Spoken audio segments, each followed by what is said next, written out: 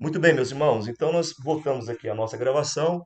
Antes dos irmãos entrar, eu estava falando, na próxima aula nós vamos ter a nossa aula presencial, que aí nós vamos concluir, então, esse livro, História da Igreja, e o nosso professor vai ser nada menos, nada mais do que o nosso pastor aqui setorial, o pastor Rogério Chagas.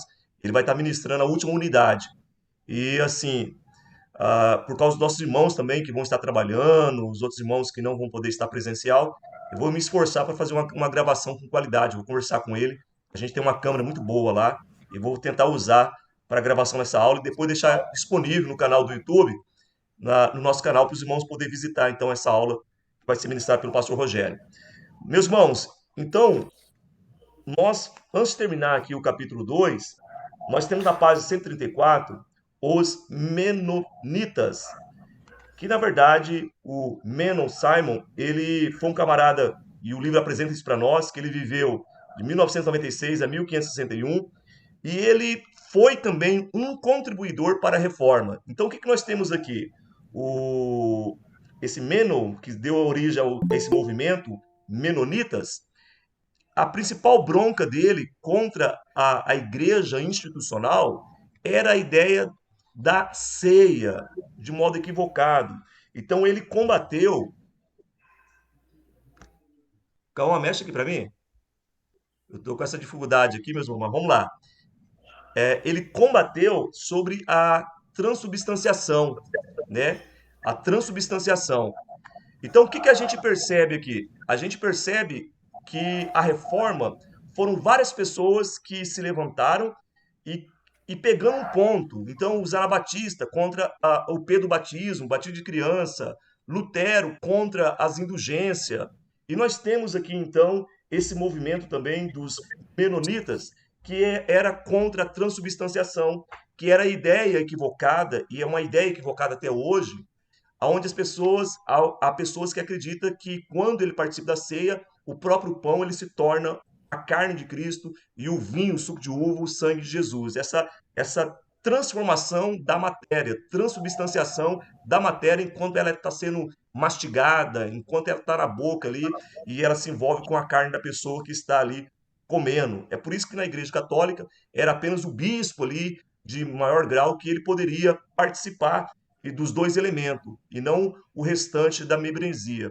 E aí nós temos então esse camarada aqui que deu origem a esse movimento, e ele também vai ser perseguido, ele vai dar uma recuada depois, mas a gente percebe o quê? Que na verdade são várias pessoas, irmão Joel, levantando então, cada tocando em um ponto. Então a somatória dessas indignações que vai dar o volume da reforma protestante e não apenas como uma reforma uníssona, né? Uma única reforma, mas várias reformas, vários personagens, e a somatória do esforço, então, vai chegar no que nós temos hoje. Então, se a gente partir desse pressuposto, nós vamos entender que a reforma continua, não é isso, Joel?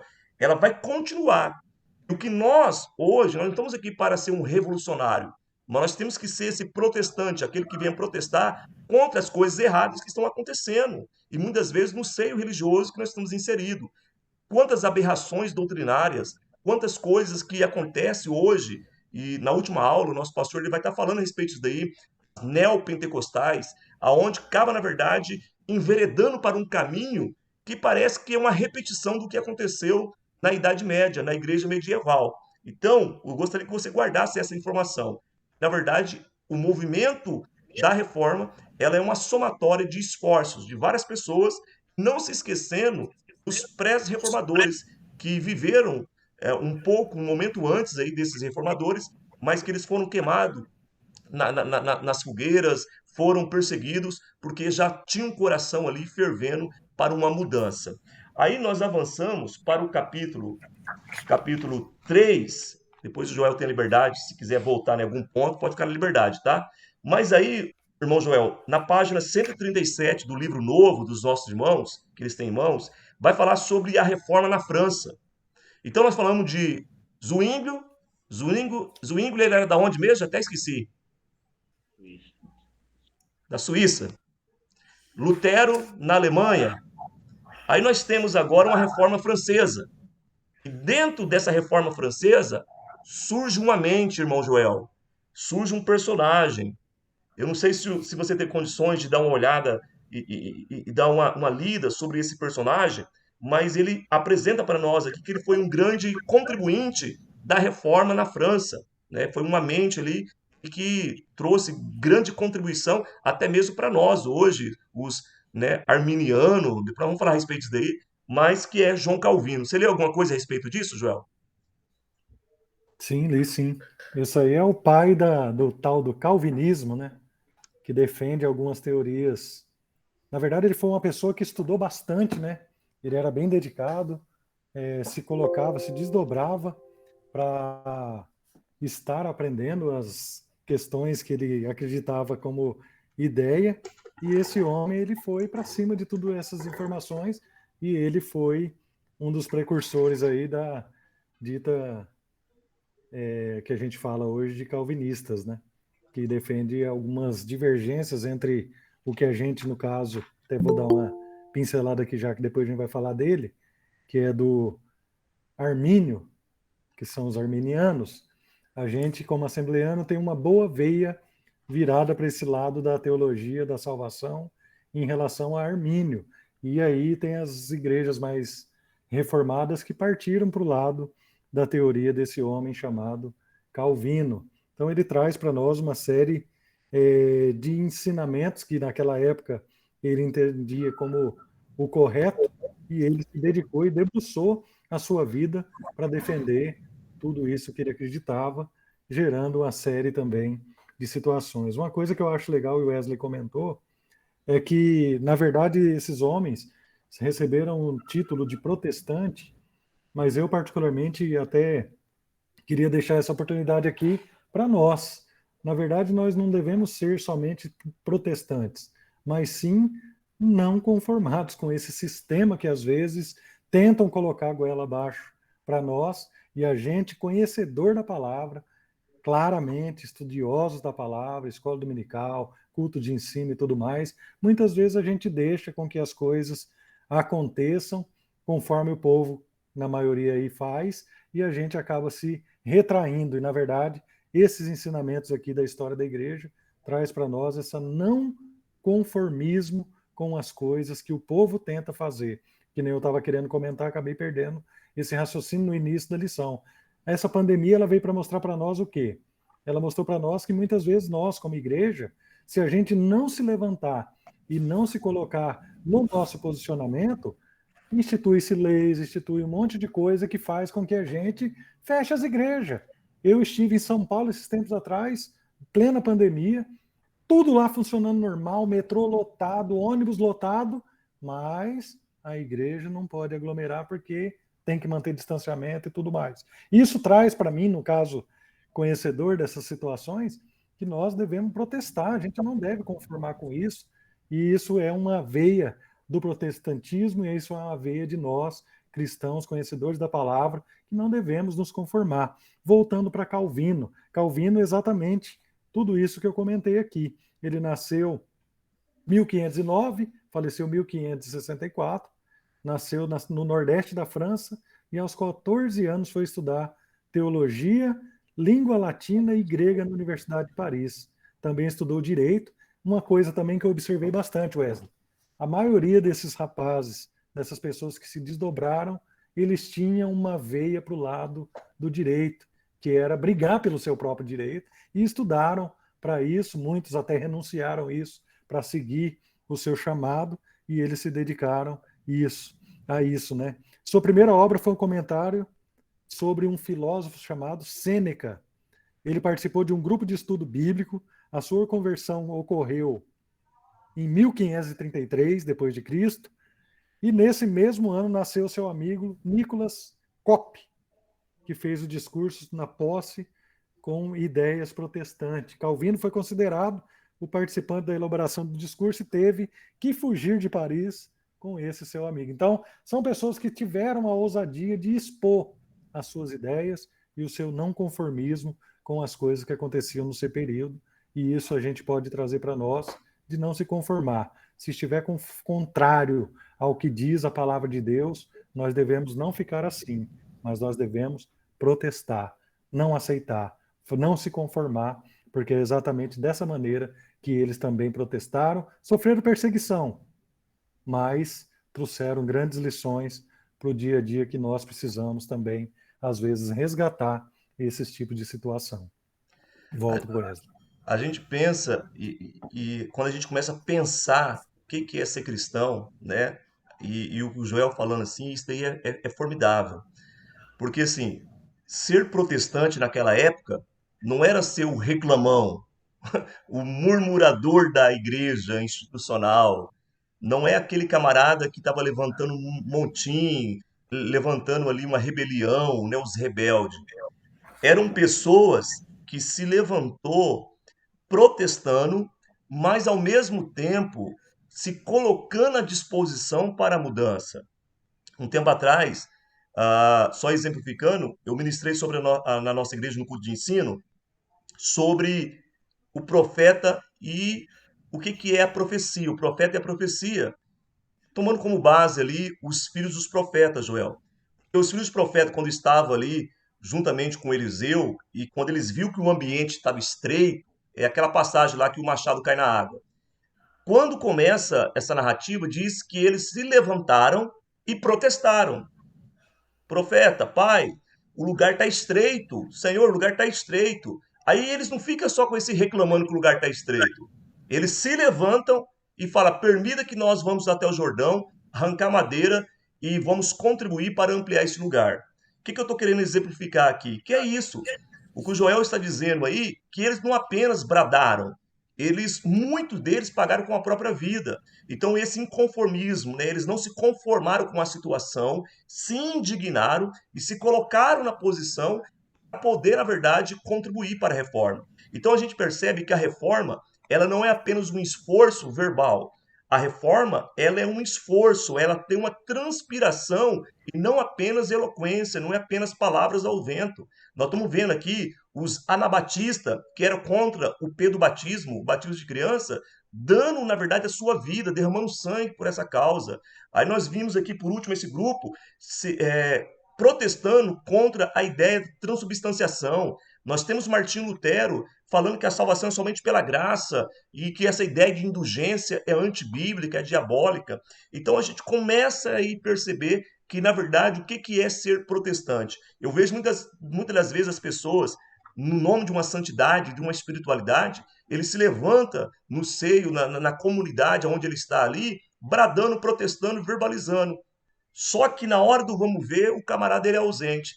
Já viu aquele camarada que reclama de tudo? Aí o pastor ele levanta e fala: então vamos lá, vamos fazer. É a oração que vocês querem, vocês estão falando que nós não ora, vamos orar. Ele é o primeiro a não aparecer. Primeiro que não vai. E Não tem vai. vários assim, viu? Ele fala: a igreja está Infelizmente. fria. Então vamos fazer uma consagração, vamos jejuar. Não vai. Então é o camarada que ele é muito bom no discurso, mas ele é ruim e ausente na hora do vamos ver, na hora que precisa de pessoas. Então, Verdade. voltando aqui, é que a gente empolga e já quer começar a pregar aqui, né? O Joel Já também. fica. E eu falei que eu ia me O pastor conter. Wesley, Pode falar, Saulo. uma dúvida também para o Joel aí. Ainda bem que é pro Joel. Por exemplo, isso. Martinho Lutero, então, por ser esse precursor, né, desse despertamento, né, do povo, vamos dizer assim, eles são considerados como traidores pela Igreja Católica? Positivo, com Sim. certeza. Porque, na verdade, eles estavam confrontando todo um sistema que eles foram criados e ensinados naquilo. E aí eles começam a pregar contra aquilo. Imagina hoje você chegar numa igreja, um exemplo. Você está aí na Assembleia de Deus Ipiranga, Deus ajude que você não faça isso com o pastor Newton. Mas ele começa a pregar algumas coisas, você pega e se levanta contra tudo que ele está falando e falando que ele está contrário à Bíblia. Que jeito que você acha que vai acontecer com você? Provavelmente vai ser colocado numa fogueira. É o que eles faziam naquela época. Quando a gente brinca que a pessoa é considerada um herege, nesse período aqui, eles consideravam a pessoa como herege e deveria ser colocado em uma fogueira, né, Wesley? Na grande maioria das vezes, eles eram colocados e incinerados mesmo na frente de todo mundo para servir como um exemplo, para que os outros também não entrassem pelo mesmo caminho. E Então, lembrando um pouco sobre esse assunto, a gente lembra que um dos maiores artefatos de tortura, perseguição, fazer as pessoas renunciarem, porque além deles tentarem fazer com que a pessoa não pregasse aquilo, eles também faziam com que a pessoa falasse publicamente que eles estavam errados. para tentar contradizer tudo que ele estava dizendo, para ele, tipo, apaziguar aquela situação. E aí, nesse período, também foi um período difícil da igreja, onde também, né, Wesley, teve aquela tal da Santa Inquisição, né, que é onde os inquisidores iam lá e faziam calar na força do braço mesmo, na pena de morte, no ato de você ter que calar a boca de todo jeito, senão você morre. Se o Wesley Perfeito. quiser complementar. Então, assim, respondendo de modo bem curto mesmo, sim, eles foram vistos, Saulo, irmãos, como traidores naquele primeiro momento. E hoje eles são vistos também como pessoas que trouxeram prejuízo para a instituição. Lutero, como sendo aí um ícone, ele é visto para nós, talvez como um herói, né, no movimento protestante, mas para a Igreja Católica, com certeza não é visto com bons olhos, porque houve uma ruptura. Então, hoje, e eu tento fazer essa leitura e vejo também com bastante cuidado, muitas pessoas que talvez hoje talvez são criticadas, pessoas que estão se posicionando contra e que muitas vezes são massacradas pela mídia, quem sabe lá na frente eles vão ser vistas talvez com um outro olhar, pessoas que talvez hoje estão fazendo história e não se dão conta disso, não se dão conta disso. Então, esses homens, sim, eles foram vistos como traidores e há pessoas hoje, pastores, homens e mulheres, que muitas vezes se levantam bravamente em nome de uma fé pura, de uma fé sadia, rejeitando tudo aquilo que existe de misticismo no meio evangélico e muitas vezes não é entendido. Talvez vai ser entendido lá na frente. A história, na verdade, é uma repetição, né, irmão Joel? Ela vai se repetindo. Meus irmãos, Lutero, ele é visto como um precursor da reforma nesse momento de ruptura, onde a burguesia também toma uma carona e vários movimentos vai se surgindo. Mas João Batista, Calvino, João Calvino, ele é a mente intelectual de sistematizar o que o João estava dizendo, a teologia. Então, muitos dizem que, na verdade, o movimento, a reforma teológica de estudar a Bíblia Sagrada, foi o Calvino que, na verdade, contribuiu. Claro que também nós temos algumas coisas que nós hoje não concordamos, e isso daí é interessante a gente ter uma mente pensante, indagar, pensar, mas João Calvino, ele trouxe o modo de você estudar a Bíblia de modo sistemático. Então nós temos até um livro dentro do que nós estudamos, Teologia Sistemática. O que é teologia sistemática? É você pegar doutrinas, né, e blocos de doutrina e estudar. E João Calvino ele vai fazer isso nas suas obras. Calvino ele vai sistematizar o modo de pensar biblicamente. Então, antes, e Lutero ele tinha essa característica medieval de ver Deus assim, até que tem um choque da questão da graça que acaba, na verdade, caindo as escamas dos seus olhos, mas João Calvino, ele é o camarada estudioso, que nem o Joel falou, ele é um cara inteligente, e isso vai trazer contribuição para você pensar também a fé que você está ali exercitando. Então,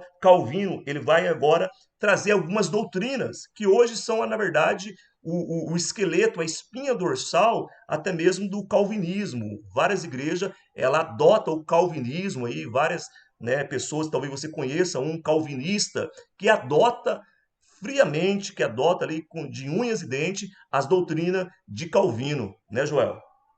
Predestinação, e ele apresenta para nós A na página parte 139 aqui, né? soteriológica, né, que vocês vão estudar soteriologia, não sei se já estudaram, que é a doutrina da salvação, ele fala e lá também provavelmente repete um pouco sobre esse assunto, onde ele defende algumas maneiras. Eu achei legal que para ele escrever um livro chamado As Institutas da Religião Cristã, ele estava exilado na Suíça por causa da perseguição, e aí ele sempre se dedicou, esse teólogo também se dedicou a descrever sobre a lei, o credo, a oração do Pai Nosso, os sacramentos. Então ele pegou a Bíblia e meio que fatiou ela em algumas doutrinas teológicas para que as pessoas naquele período pudessem usufruir desse ensinamento, e ele também contribuiu bastante. Foi uma pessoa que, aqui até na lição, no livro aqui fala, ó, Calvino não se sentia atraído para outra coisa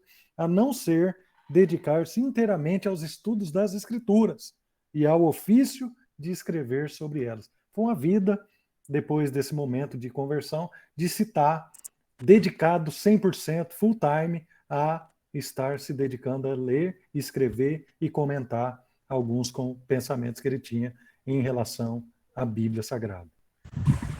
Ô, irmão Joel, e os demais alunos, a gente olha para esses homens, claro, eles têm os méritos deles. Calvino, ele contribuiu muito, né? Aí você olha para Lutero, contribuiu muito, o próprio Zwinglio, mas cada um deles, eles estão presos à sua realidade. Então, assim, quem sabe, se fosse hoje, alguns posicionamentos que eles tomaram, não iriam tomar. Eu digo isso porque, assim, várias atitudes minhas no passado que eu tomei, até mesmo como obreiro, ou até mesmo como cristão novo convertido, que hoje eu não tomaria.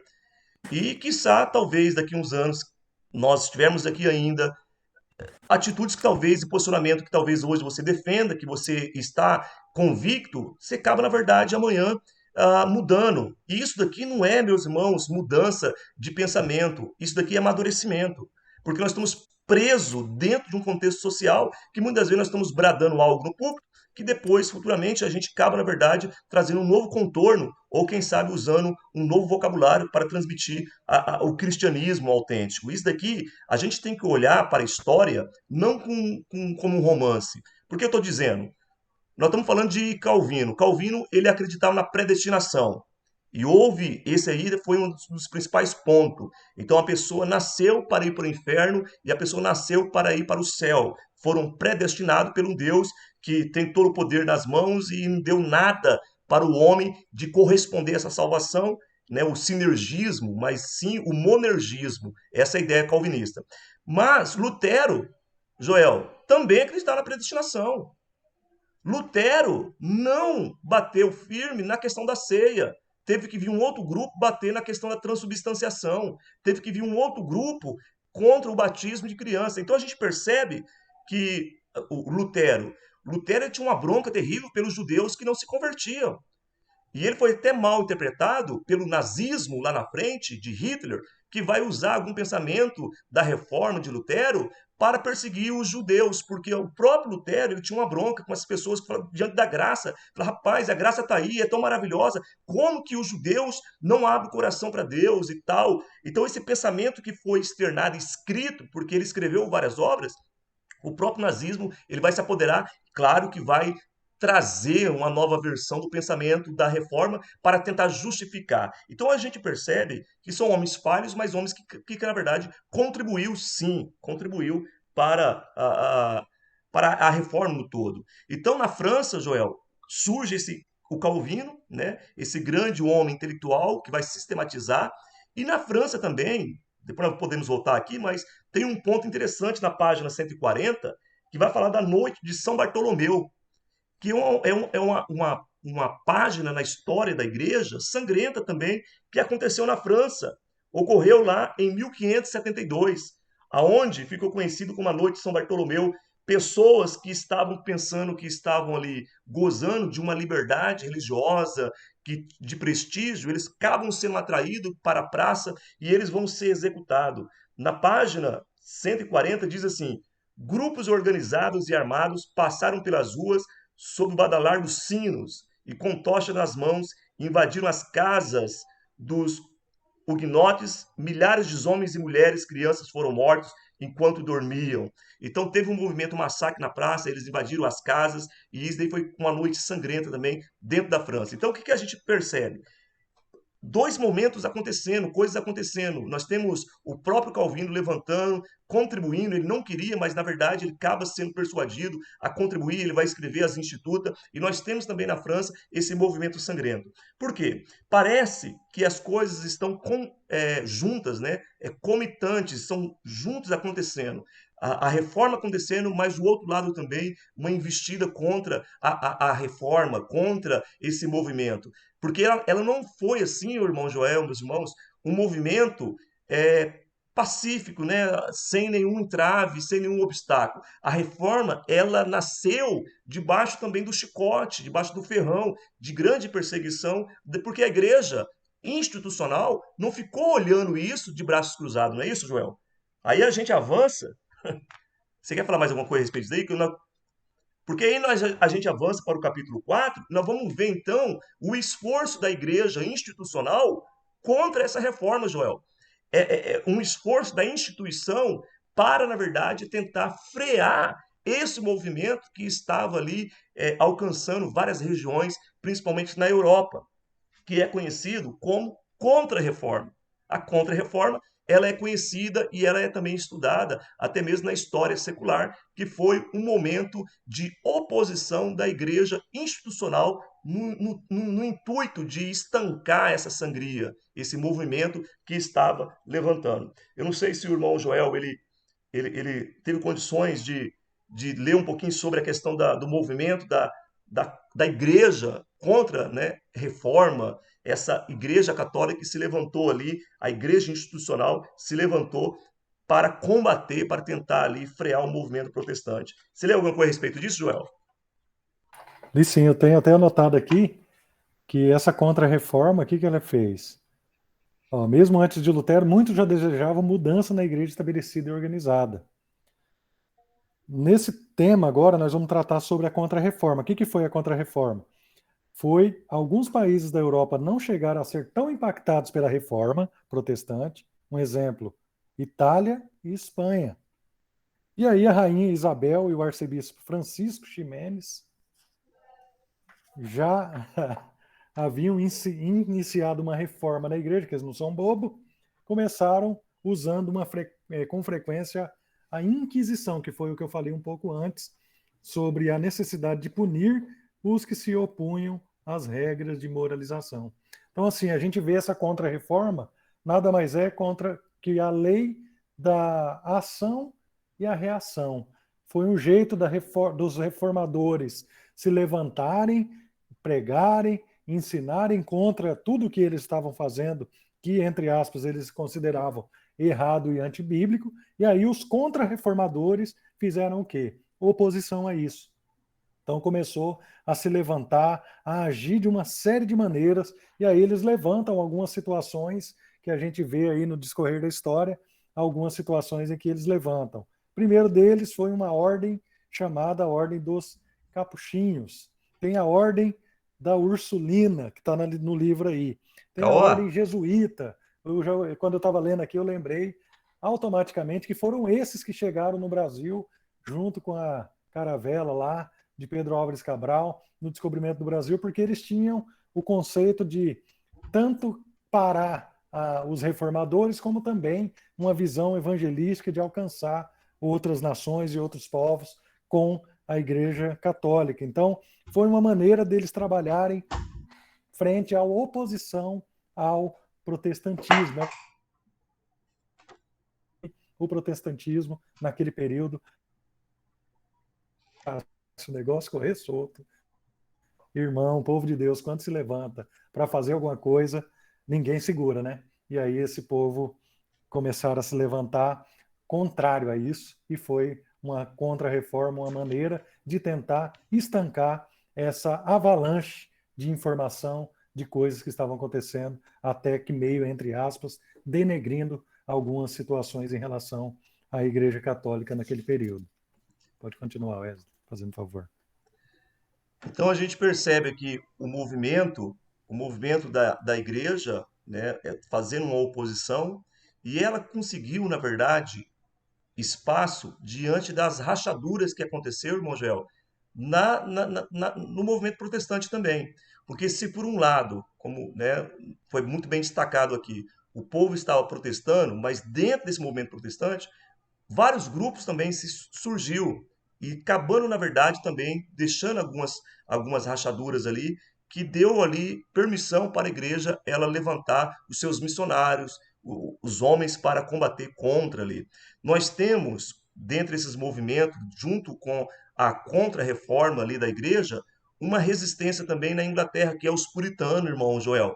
Os puritanos, eles acabaram, na verdade, ascendendo o poder lá na Inglaterra, e eles começou a pregar uma volta no sentido da igreja primitiva, valorizando muito a questão da santidade. E isso daí vai servir, na verdade, de um terreno fértil para depois, lá na frente, nós vamos estudar isso melhor na aula que vem, sobre os grandes avivamentos, os grandes momentos ali que aconteceu na história da igreja de avivamento, porque os puritanos, eles foram pessoas zelosas em busca da santidade, em busca de um resgate diante daquilo tudo desse cenário que estava acontecendo. Nós temos ali a igreja institucional, ela acabando, na verdade, perdendo um pouco o espaço, porque ela acabou rompendo com o Estado também, de certo modo. Então, a monarquia, para atender os anseios da burguesia, acaba, na verdade, distanciando, e a igreja agora, institucional, ela já não é mais aquela igreja ali, Estado, aquela bandeira do Estado, como na época medieval. Então, essa contra-reforma dela era um movimento, na verdade, de missionários, de pessoas que vão agora fazer a catetese, de levar, de ensinar, e porque nós estamos falando dos períodos das descobertas, né? Regiões que estão sendo ali descobertas, as navegações, e dentro dessas navegações vão colocar ali personagens, homens religiosos, padres, para poder contribuir. Porque quando uma pessoa, quando um grupo era descoberto, uma região era descoberta, eles já eram catetizados, já era levado o ensino ali. Então, enquanto, na verdade, existia briga teológica, enquanto o movimento protestante estava se apegando à parte teológica, a igreja institucional, a igreja católica, ela acaba fazendo um movimento de alcançar ainda aquele povo virgem teologicamente, aqueles que ainda não foram alcançados pela reforma. Então eles veem isso uma oportunidade. Haja visto o que aconteceu no Brasil, né? No Brasil, quando chega então o momento dessa colonização, não vem apenas as autoridades do Império Português, vem representantes da igreja e ele vai fazer então um movimento com as pessoas que na verdade são neutras, os índios, os próprios negros, eles acabam sendo forçados. E a visão da Contra-Reforma era uma visão não de essência, mas numérica. Então era quantas pessoas que se converteu ao catolicismo, quantas pessoas se batizou, não estava preocupado, na verdade, com a essência e com a verdadeira conversão que era pregoado pelo movimento protestante. Pode Eles falar, não Joel. preocupavam tanto com qualidade, né? Eles Não. preocupavam com a quantidade, porque quando eu estava lendo aqui, o que me veio à mente exatamente foi o quê? Quem conta a mentira primeiro fala a verdade, não é mais ou menos isso que eles estavam querendo fazer? Era uma maneira deles ganharem volume naquilo que eles estavam ensinando para ganhar força dentro do contexto teológico que eles ensinavam naquele período. E tudo isso foram movimentos que foram acontecendo, e aí tudo isso, né, como eu sempre falei várias vezes aqui, essa contra-reforma ela foi uma maneira de tentar estancar essa maneira reformada de ver as coisas, para tentar fazer com que as pessoas parassem de fazer tudo isso, e aí isso aí foi como se fosse um boom do catolicismo se espalhando por vários outros países e levando essa mensagem da palavra de Deus da maneira deles para outras nações e alcançando indígenas. Foi onde também se iniciou o tráfico negreiro, trazendo pessoas da África para outros países para trabalhar, para fazer outras coisas, e tudo isso é legal a gente estudar a história da igreja porque ela se funde ao contexto histórico também das sociedades, das nações. Então a gente vê que além da história humana normal, a história do Brasil, a história dos Estados Unidos, a história de outros países, a gente vê também um caminhar paralelo aí, tênue lado a lado da religiosidade chegando em outras nações. Nós temos no capítulo 5, a partir da página 155, aí a gente caminhando aqui para o final, para a conclusão da nossa conversa, que é a missão, então, no Novo Mundo. Então, a Contra-Reforma, ela vai, assim, intensificar não apenas em querer perseguir os protestantes, mas eles viram que isso não era tão produtivo, eles vão, então, tentar agora, nas descobertas, nas navegações, se infiltrar também e levar, então, a mensagem católica e fazer, então, numericamente a igreja ser conhecida e a qualquer preço, a qualquer custo. O que aconteceu, a gente vê aqui, principalmente na descoberta do Brasil, olha só, na página 155, né? Então, em abril de 1500, aí nós temos aí a missão católica no Brasil, os jesuítas, os primeiros, né, religiosos chegando. Então, a gente percebe que os católicos eles vão vir junto. E esse movimento protestante no Brasil, ele vai acontecer depois num solo que já é, na verdade, impregnado pelo catolicismo e o sincretismo. Porque quando a gente estudou na história medieval, eu creio que você lembra, houve o quê? Uma mistura do cristianismo com o paganismo, né? Então os bárbaros foram se convertendo e veio com as suas manias, com seus incensos, com as suas estátuas. O que acontece agora nesse movimento contra-reforma, de expansão e de novas descobertas, e que aconteceu no Brasil, é isso que o nosso irmão Joel disse.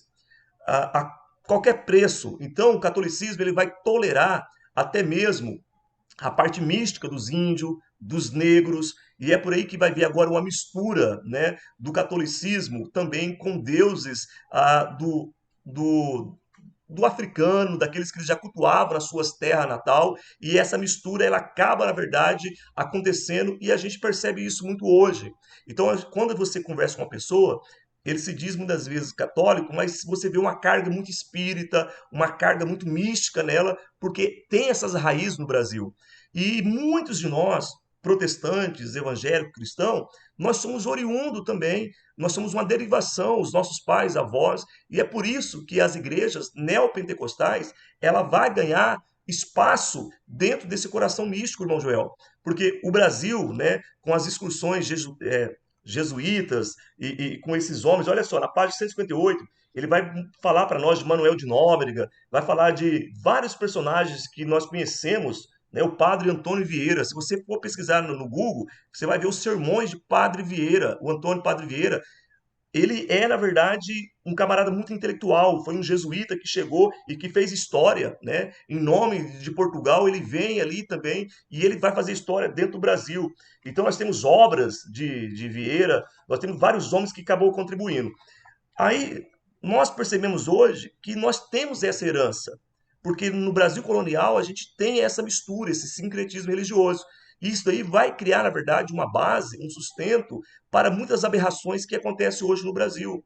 Então é por isso que eu digo que o esforço protestante, ele não é apenas a verbalização de você protestar, de uma indignação, mas é uma luta de a gente ver muitas vezes sendo infiltrado nas nossas igrejas algo místico, algo que não tem nada, não tem apoio na Bíblia, e a gente muitas vezes ficar condizente com aquilo que está acontecendo. Então, quando nós estudamos a história da igreja, a gente percebe assim que a reforma, na verdade, ela apenas se iniciou, mas ela continua até nos dias de hoje e alcança também as nossas vidas, para que nós possamos bradar e contribuir para um cristianismo mais puro, mais saudável, mais bíblico. Porque com o passar do tempo, a gente percebe que a reforma também ela se faz necessária. Não foi só um período da época, um rompimento da igreja medieval, mas ela é um processo que alcança e que eu e você também fazemos parte. É uma busca, né, uma sede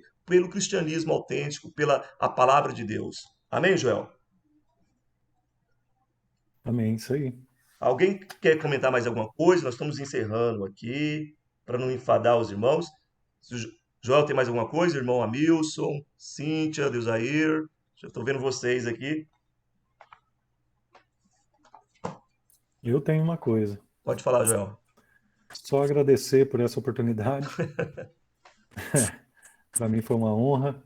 Espero ter contribuído um pouquinho aí com lampejos e comentários que a gente foi inserindo em paralelo junto com Wesley. É uma honra aí poder contribuir com vocês. Eu amo estudar teologia. Fui um dos incentivadores do Saulo. Sou um dos incentivadores do irmão Valdivino. Sempre que eu posso, falo, gente, vamos estudar, irmãos, porque estudar vai fazer com que sua mente nunca mais fique do mesmo tamanho. Você vai acrescentar, vai começar a ter maneiras de você se esquivar daquilo que é certo e que é errado, e assim é só através do conhecimento. O que Jesus disse? O povo perece porque lhe falta conhecimento. Então eu quero agradecer a oportunidade. Muito obrigado, Wesley. Estamos sempre à disposição. Sempre que tiver a gente puder contribuir, pode contar conosco. Estamos aqui para glorificar a Deus juntamente com os irmãos. Deus abençoe a todos. Muito obrigado, Joel, meus irmãos. Amém.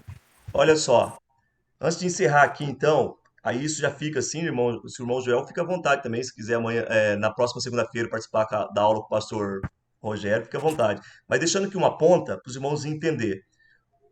E aí nós vamos orar aqui. Vou pedir para o irmão Amilson depois orar.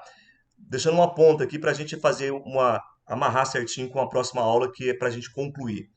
Hoje, a igreja, então, protestante, ela teve o berço naquilo que o catolicismo plantou aqui no Brasil.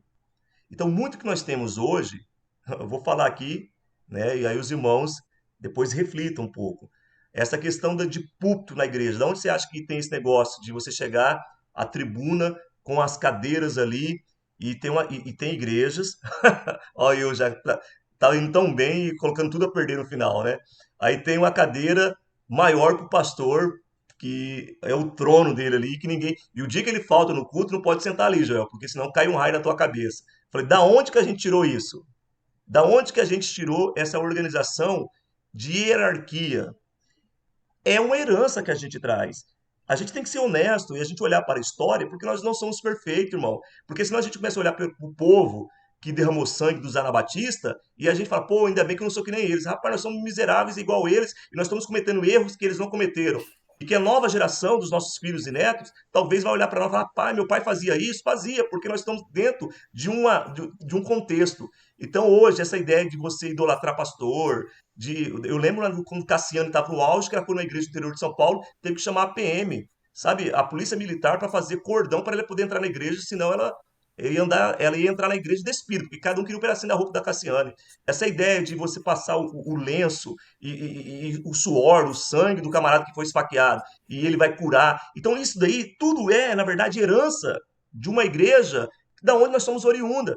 Então, se você falar, irmão, nós saímos da onde? Irmãos, a Igreja Católica Romana, ela se perdeu com o tempo, no meio das heresias, e hoje a Igreja Evangélica ela tem que lutar para ela não se perder também, porque a proposta da reforma, ela continua. Nós não estamos libertos, né, dessas heresias, dessas coisas erradas aí. Então, essa hierarquia, tem diácono e presbítero que eu conheço, que o cara fica angustiado porque ele não é pastor, porque ele não é presbítero. Então, essa hierarquia militar, isso daí vem lá do clero, e essa herança, né? Então a gente tem que tomar cuidado. As nossas liturgias, tem gente que fica com medo de orar de costa virada para a tribuna, porque lá no púlpito, lá é o lugar mais santo. Eu vejo, às vezes, pessoas que são convidadas para chegar nas nossas igrejas, assim, eu já presenciei, o camarada antes de subir ali, ele para um pouquinho, ele faz a sua rezinha, antes de subir lá, porque ali é o lugar, é o altar do Senhor, que em alguns lugares as mulheres também não podem sentar lá, porque é só os homens que é os mais santos.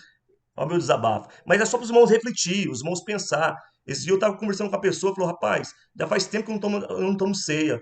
Falei, por quê? Falei, não, porque a ceia, Paulo fala lá, examine-se o homem a si mesmo. Aí eu falei, aí você se examina, e aí? Não, eu me examino e vejo que não sou digno. Falei, meu irmão, mas então aí é isso, porque o dia que você se examinar e se achar digno, você está totalmente errado. Cada ceia eu examino, eu vejo que eu sou indigno. Aí eu apelo pela misericórdia e pelo sangue de Jesus na minha vida para que eu possa participar daquele momento solene, que é um momento simbólico.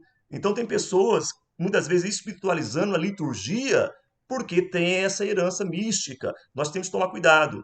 Tem pessoas que ficam, sabe, misturando as coisas por causa dessa herança. Então, quem sabe, nós estamos num processo ainda de reforma, irmão Joel, irmãos, para que depois, lá futuramente, a gente venha se libertar dessas amarras e é uma luta. Então, nós somos salvos pela graça de Cristo mesmo, não é porque nós somos perfeitos ou porque nós somos fruto de uma reforma que deu certo. Ela está dando certo e precisa de homens como eu e você, mulheres, que venham bradar, e não apenas bradar, mas venham se posicionar para contribuir, né, com a história da igreja mais saudável. Amém, meus irmãos? Que Deus Amém. abençoe a todos, tá? Nós vamos estar orando neste momento. Eu agradeço muito o esforço dos irmãos, eu sei que é difícil. Tem gente que prefere aula presencial, tem outros que preferem aula online, mas assim, nós estamos tentando fazer semipresencial para alcançar o maior número de pessoas e dar oportunidade para quem trabalha, para quem não pode estar presencial. Mas na aula que vem nós vamos concluir esse livro. Chegando o livro essa semana, que eu acredito que vai chegar, eu já vou estar passando para vocês, eu e o irmão Fábio, na próxima aula, o próximo livro, que aí vai ser um conteúdo mais bíblico, que aí nós vamos voltar para o Antigo Testamento, os 5 primeiros livros da Bíblia, e estudar Pentateuco. Tudo bem? Se ninguém tiver mais nenhuma observação, irmão Hamilton Torres tem a liberdade de abrir o microfone e orar e agradecer a Deus por este momento. Que Deus abençoe a todos em nome de Jesus. Irmão Amils, pode orar por nós, para o encerramento? Aleluia. Saúdo os irmãos aí com a paz.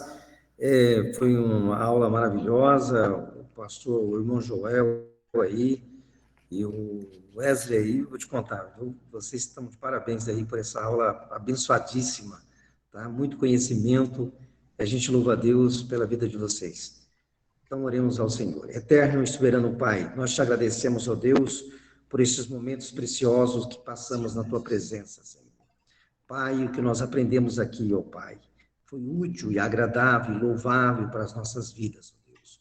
Que nós possamos, ó Pai, ter como exemplo esses homens, ó Deus, e podemos, ó Pai, fazer o melhor para Ti, para que o Teu nome seja glorificado através das nossas vidas, através dos nossos atos, das nossas atitudes, ó Pai. Abre-nos, ó Pai, a cada dia a nossa mente, para que nós possamos entender, compreender, ó Pai, e colocar em prática a Tua palavra, Senhor. Cria em nós a cada dia, ó Pai, um espírito voluntário, para que nós possamos estar, ó Pai, ó Deus, imbuídos, Senhor, em aprender, ó Deus, a Tua palavra, e colocar ao Senhor a cada dia, Senhor Jesus Cristo, ó Pai, em prática, levando o Seu amor e o Seu carinho àqueles que precisam. Continue conosco, continue nos abençoando, nos dando vitória, Senhor, e nos cobrindo com Teu sangue. Em Teu nome nós te agradecemos e te louvamos, ó Deus eterno. Amém. Amém. Bem na hora aqui, irmão, já apitou aqui que está acabando. Que Deus abençoe a todos, tenham uma ótima noite na presença do Abba, em nome de Jesus. Amém, meus irmãos. Está encerrado, tá? Que Deus abençoe.